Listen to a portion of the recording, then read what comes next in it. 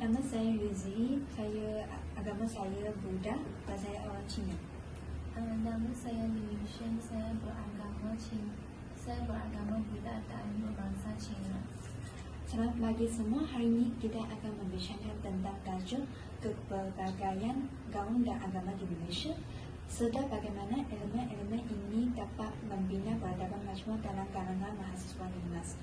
Perbincangan ini penting untuk memahami kepelbagaian masyarakat Malaysia dan sejauh mana ia memainkan peranan penting dalam membina peradaban majmuk dalam kalangan mahasiswa UNIMAS. Mari kita mulakan perbincangan kita dengan pemahaman yang lebih mendalam. Isu pada pandangan anda, apakah kepentingan kepelbagaian gaun dan agama? Pada pendapat saya, kepentingan kepelbagaian agama dan kaum dalam kalangan mahasiswa UNIMAS ialah: yang pertama, kami dapat memupuk pemahaman yang lebih mendalam antara satu sama lain. Dengan ini, para mahasiswa dapat mengenali pengalaman sesama lain. Mereka juga dapat menghayati sejarah dan tradisi kaum lain. Selain itu, mereka juga berpeluang untuk melibatkan diri dalam berbagai aktiviti dalam universiti seperti menghadiri dialog terbuka, menyertai program pertukaran pelajar dan melaksanakan projek kerjasama budaya. Selain daripada pendapat anda ialah memupuk pemahaman yang lebih mendalam, adakah anda mempunyai pendapat lain tentang kepentingan kepelbagaian gaun dan agama? Ya, pada pendapat saya, kepentingan yang seterusnya ialah para mahasiswa dapat menanamkan toleransi dan penghargaan antara individu dan kumpulan yang berbeza.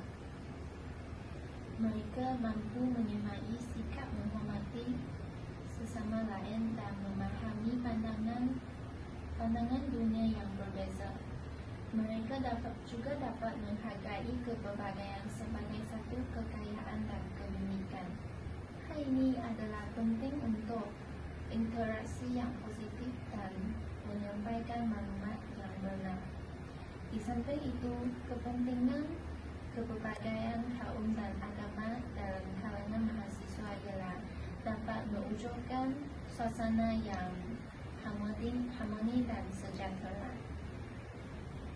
Hal ini membantu mahasiswa untuk mencipta satu ruang untuk penyelesaian masalah secara konstruktif dan efektif. Mereka juga dapat menangani ketidaksetujuan secara adil. Dengan ini, para mahasiswa dapat menjalin hubungan silaturahim yang baik dan memupuk sikap perpaduan. Sekian, terima kasih. Kesimpulannya, pada pendapat Ishin, dia rasa kepentingan kepelbagaian gaun dan agama ialah mewujudkan pemahaman yang lebih mendalam, menggalakkan toleransi dan penghargaan antara satu sama lain, dan juga mewujudkan suasana yang lebih harmoni dan sejahtera. Sekian, terima kasih. Hai, nama saya Josephina Silviani Anatoli. Saya beragama Kristian dan berbangsa Iban. Hai, saya Ahmad Tayyab Zamaudin Megalib. Saya beragama Islam dan berbahasa Melayu. So, seperti yang kita tahu, Malaysia merupakan negara yang mempunyai berbilang kaum dan agama. So, Malaysia seharusnya memikirkan cara dan langkah untuk memupuk perpaduan sesama kaum dan agama di Malaysia. So, pada pandangan sadari, apakah peranan kerajaan dalam memupuk perpaduan antara kaum di Malaysia? Cara usaha pihak kerajaan yang boleh dilakukan adalah melalui kempen atau ceramah tentang perpaduan kaum. Ini bagi memberikan kesedaran tentang perpaduan kaum kepada masyarakat. Kerajaan juga boleh mengadakan pertandingan membuat poster.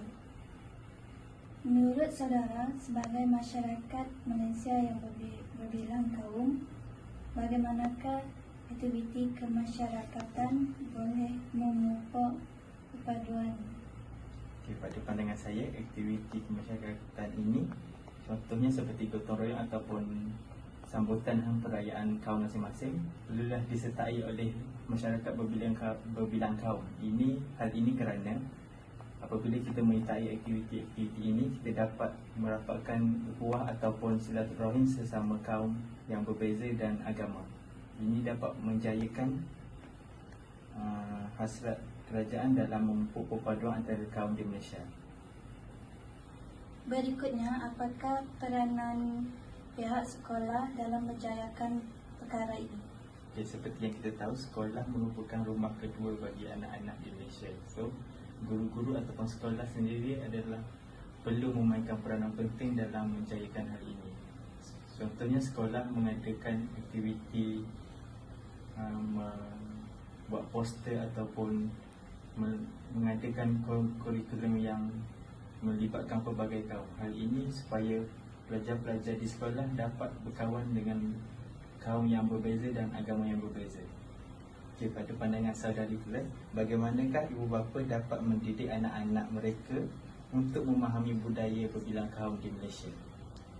Pada pandangan saya, ibu bapa haruslah mendidik anak-anak mereka sejak kecil lagi untuk menghormati kawan-kawan mereka. Dengan cara ini, mereka dapat menghormati budaya kaum lain. Dengan cara ini, anak-anak boleh memahami budaya dan dapat mengelak perselisihan kaum. Pada cadangan kita, kita haruslah bekerjasama dan mengukur perpaduan gaun demi menjamin kesejahteraan hidup. Sekian, terima kasih. Bye-bye.